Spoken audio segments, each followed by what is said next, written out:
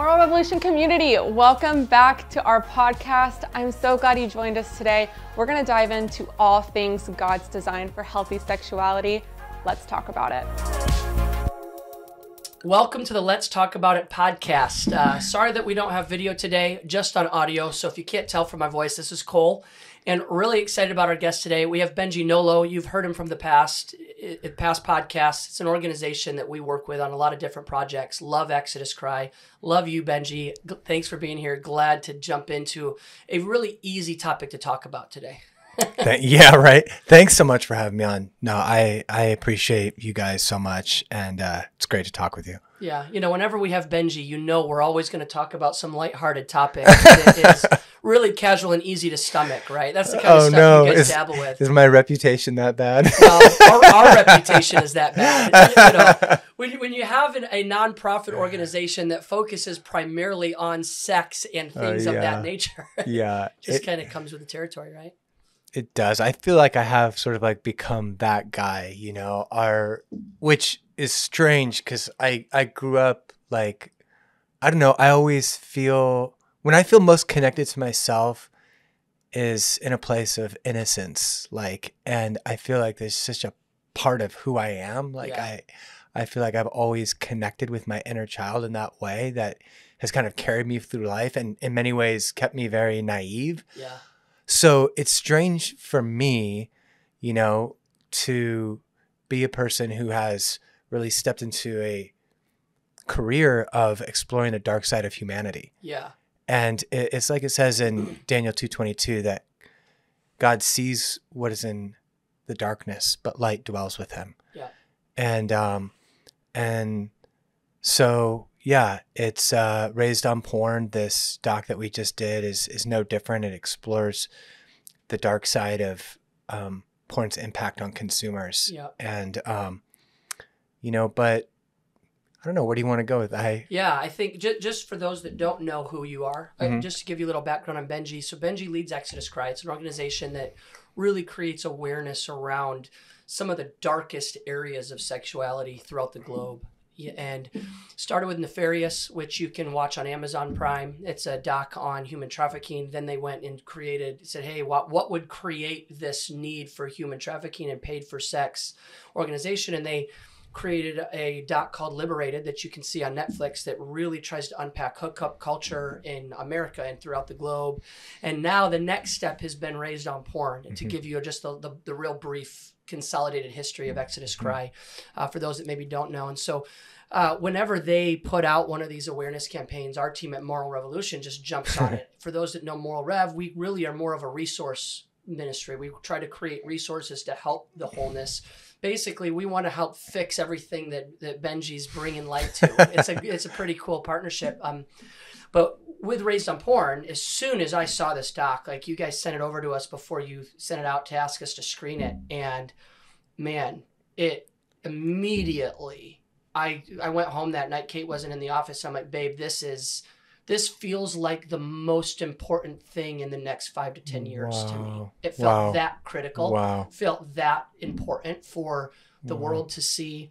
We put a ton of effort into it. We even created a parenting course to help resource from it. But, it immediately watching it, knowing what we know, being in the conversations that we're in, leading Moral Revolution, I don't know that there could have been I don't think that there's anybody that could have done a better job than what you guys did to communicate this story the way that you did it.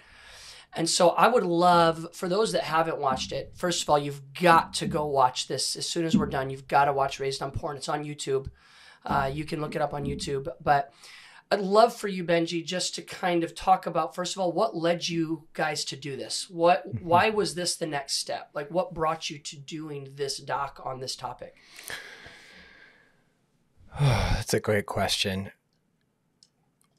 In 2007, we decided to tell the story of human trafficking. And I had this thought that it would take 6 weeks for us to go on a trip where we could sort of document human trafficking and then, get a film out.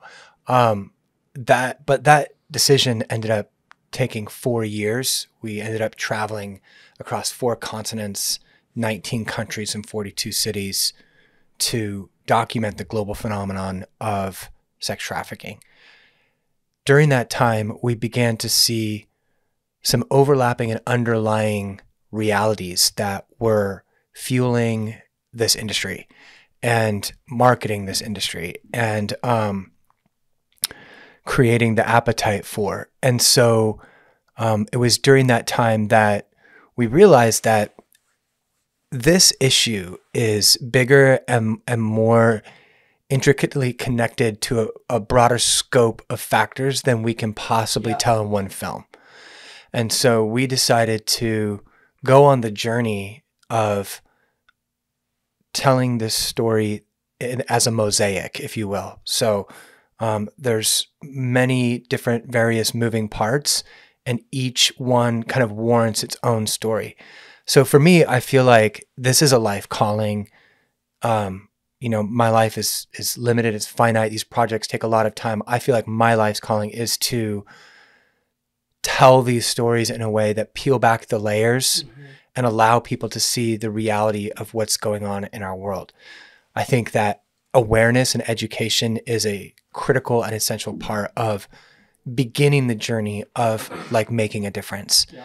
And so during the transatlantic slave trade, there was a whole cover narrative about slavery, that the slaves were well taken care of, that they provided on the trip across the Atlantic, that they provided every African delicacy and played the African music that they enjoyed and perfumes. When you read some of these old writings, the propaganda was put out. Wow. It's just, it's wild. And so what needed to happen was for some grassroots abolitionists to uncover the deeper truth about slavery so that people in society would be compelled to do something to make a change. Yep. And so for me, this is an area where I feel particularly called, is to stare at the evil of this injustice in all of its many layers and to begin to peel those back so that people can see the realities of what we're dealing with. So our progression went from looking at the problem of sex trafficking, call it the rotten fruit, if you will. Yep. And then going on the progression down the rabbit hole, down to the trunk, the infrastructure of the commercial sex industry, into the roots, which is demand, into the soil, which is, cultivating that root system, which is pornography and the pornographic culture that we live in. So we made Nefarious, that gave people a global snapshot of sex trafficking. Then we moved on to Liberated to show the cultural underpinnings. And then we moved on to Raised on Porn, which quantifies the impact of porn's impact on consumers. And so that's kind of where we're at in our journey right now. We have some more things coming up.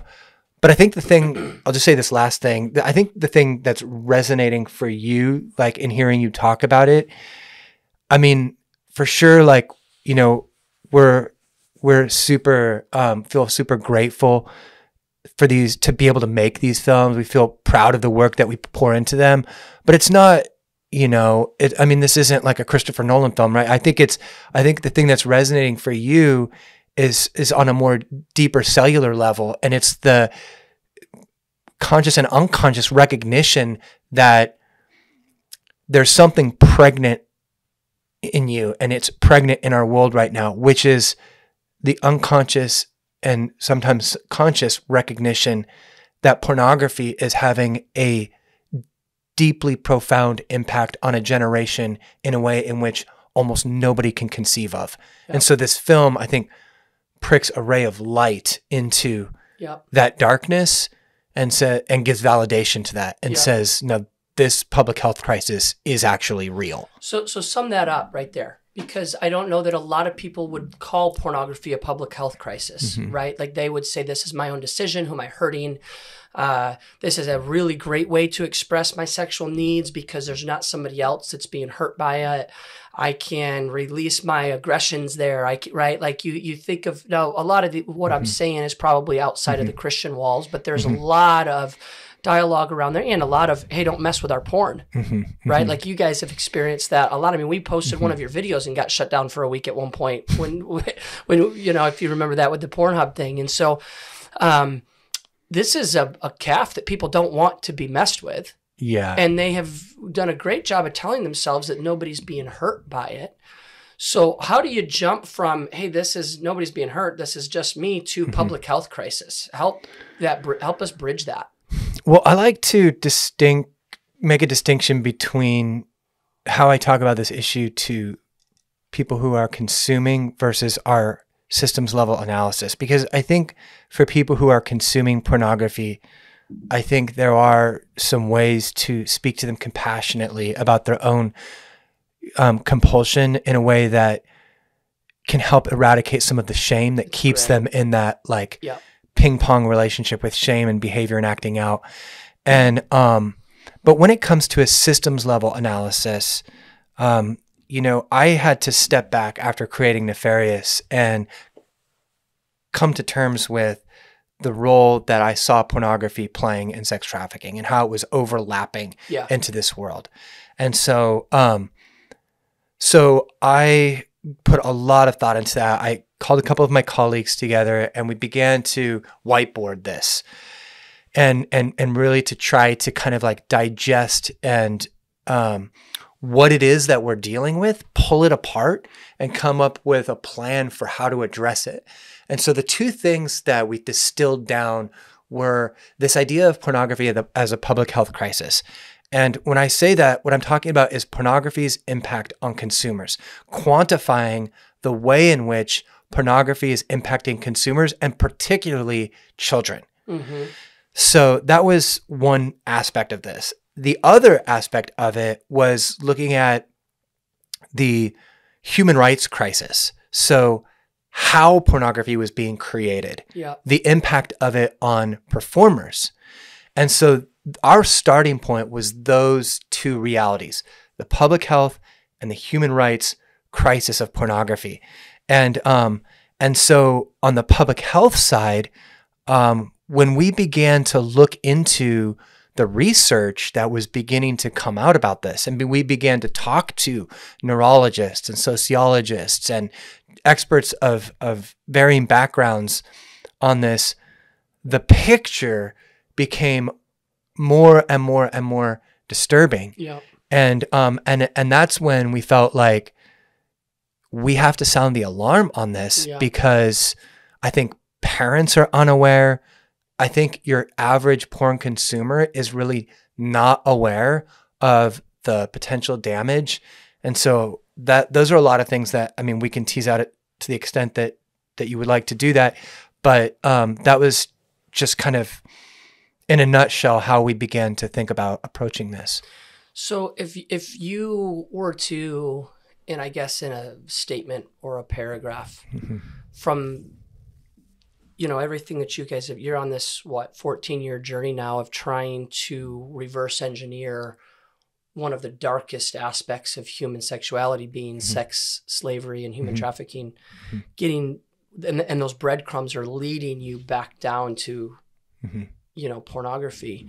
Because pornography, most people wouldn't connect it to human trafficking, would not say that it's almost like, you remember when we were young in the 90s, marijuana is the gateway drug. If you smoke weed, you're definitely going to go to coke, right? Like, there's a lot of people, well, porn's not going to lead to human trafficking for me, right? Like it's hard for them to jump to that. But what would you say, if you could put that in a nutshell, what is our children finding porn? Because the average age a child finds porn is what? It was 12 years old, 8 to 11, I think, in that range, right?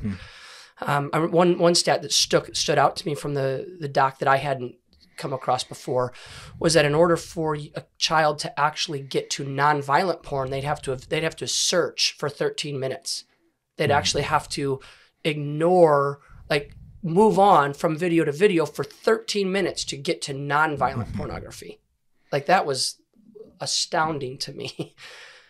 So when you talk about that, what would you say is the number one or number two, the top two things that pornography is doing that is fueling that? What's the thing that it's What's the impact that it's having on the lives of these kids, these men, these women? I think first, just to recognize that, what we're doing on this podcast, what you guys are doing is something that most people are not, which is even just taking time to think about it. Because I think our sexuality is so primal that it activates the reptilian brain into consumptive, impulses. And when pornography is so accessible, it's easy to bypass any conscious kind of consideration for what I might be consuming. And especially since it's so intimately and directly connected to our system of arousal and our reward system through orgasm. And so I think that part of the value of this conversation is just taking the time to say we should think about this. Yeah. And in doing so for us, I want to just go back for a second just to give a little bit of context for answering your question, because I didn't start out so when I got into this, I was led by the image of a girl being abducted, and literally, the first story that I heard was this girl in Arizona, 15 years old, who was abducted off her driveway, right, put into a cage and prostituted out to men out of an apartment. That's the picture. Gang raped into it. A lot of people have. Yeah. So that led me into it. At that time, I wasn't thinking pornography, Yeah, sure. And so it was really through the course of exploring the world of human trafficking that my whole vision was expanded. And it was experiences like going to Amsterdam, walking through the red light district, and seeing the streets littered with pornography, or people handing you cards of pornography of the women in the windows as a way to market them. Yeah. So that was the first thing of seeing that pornography was being used to market trafficking and help create the appetite to consume those women in trafficking. Yeah. And then when we went to Southeast Asia, we discovered a situation where pornography was actually being used to normalize and train the child sex slaves into how to perform when they were being used in trafficking. So pornography was actually being used as a training vehicle for sex trafficking victims. And then we went to actually begin talking to the men who were purchasing women for sex.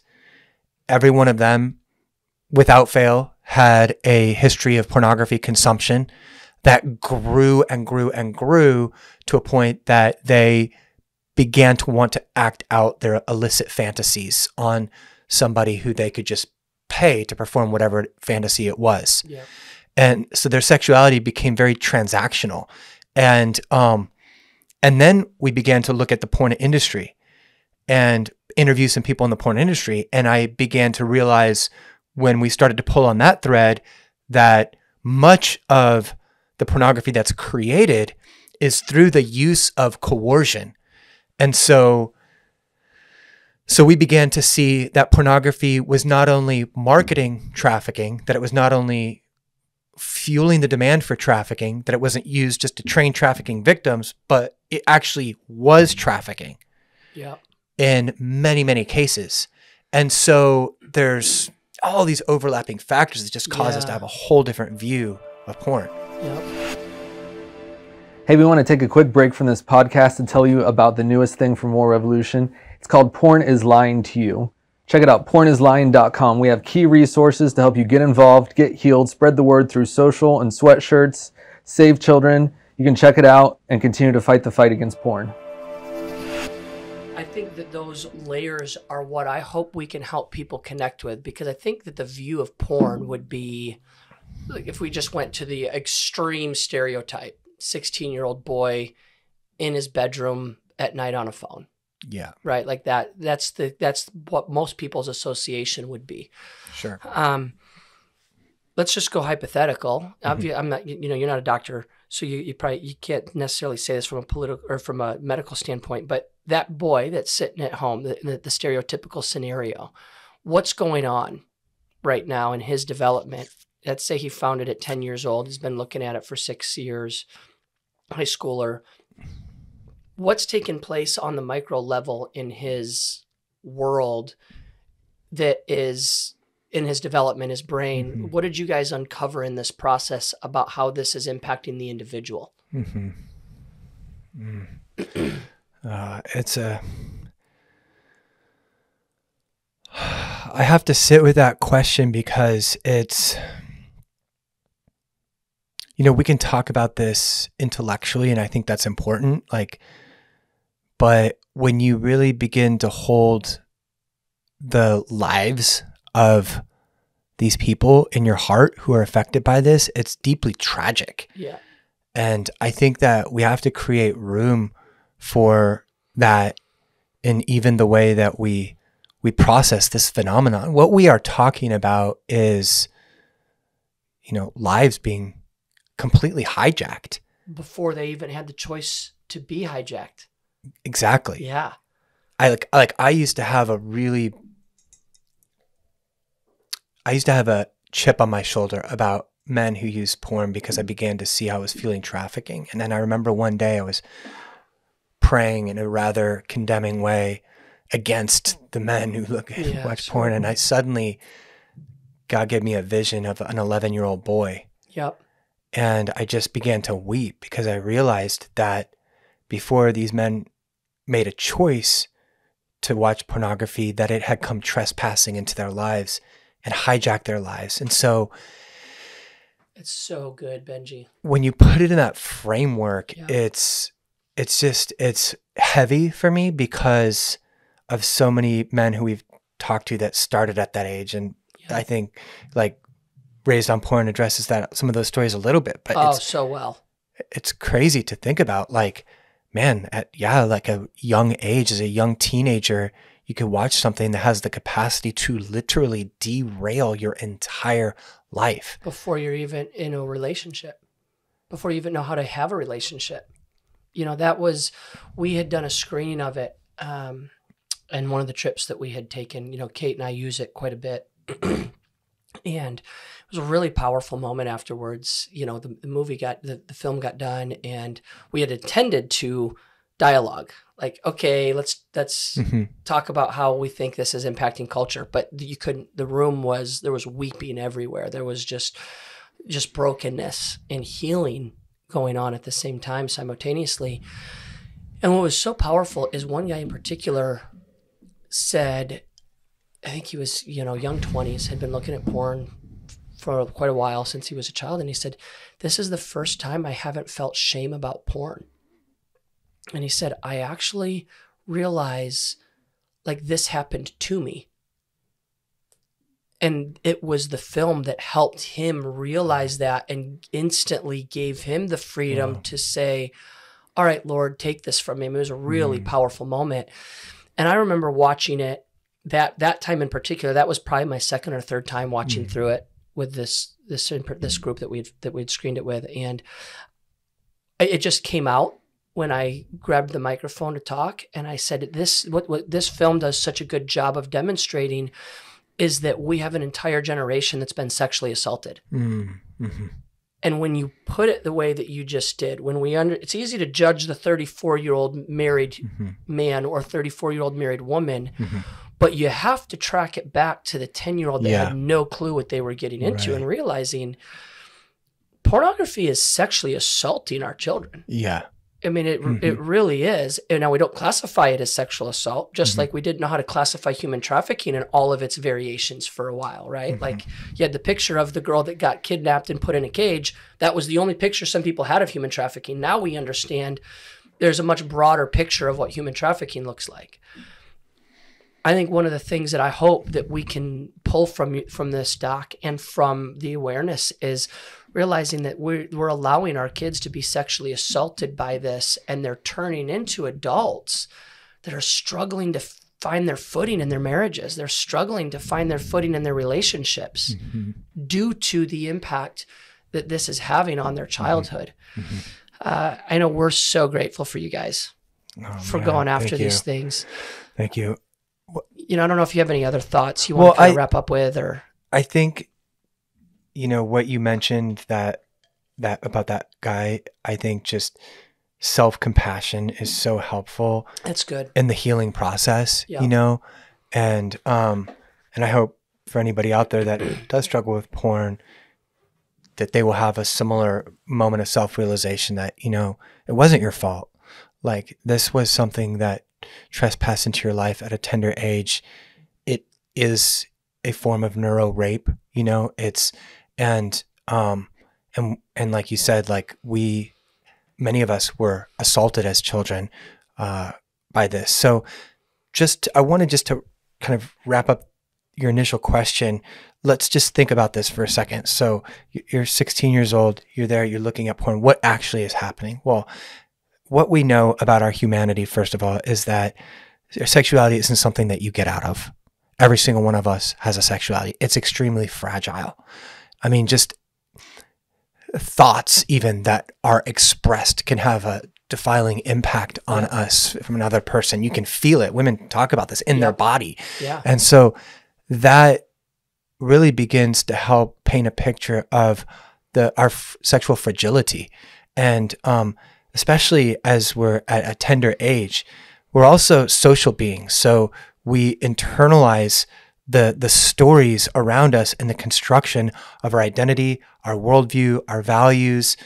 And so when somebody is exposed to pornography, it's not just the image of sexuality that they're being confronted with. That tsunami would be bad enough in terms of disrupting their sexual serenity with these hardcore graphic. I mean, what we know is now commonplace in pornography. That would be bad enough. But it's also they're getting exposure to a worldview that is very cleverly crafted by pornographers and meant to convey an image of who men are, who women are, what sex is for.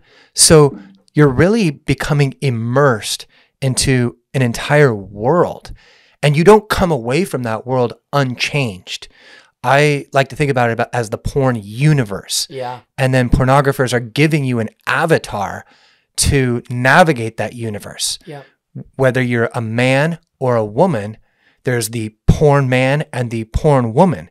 So if I'm a 16-year-old boy looking at this, I'm accessing this universe with all these values in it through the vehicle of this man who is fulfilling a certain role. Well, he's emptied of his humanity. He has no compassion. He's a life support system for his erect penis. That's it. He exists as an entity to dominate, subjugate, and abuse and humiliate women within this universe, right?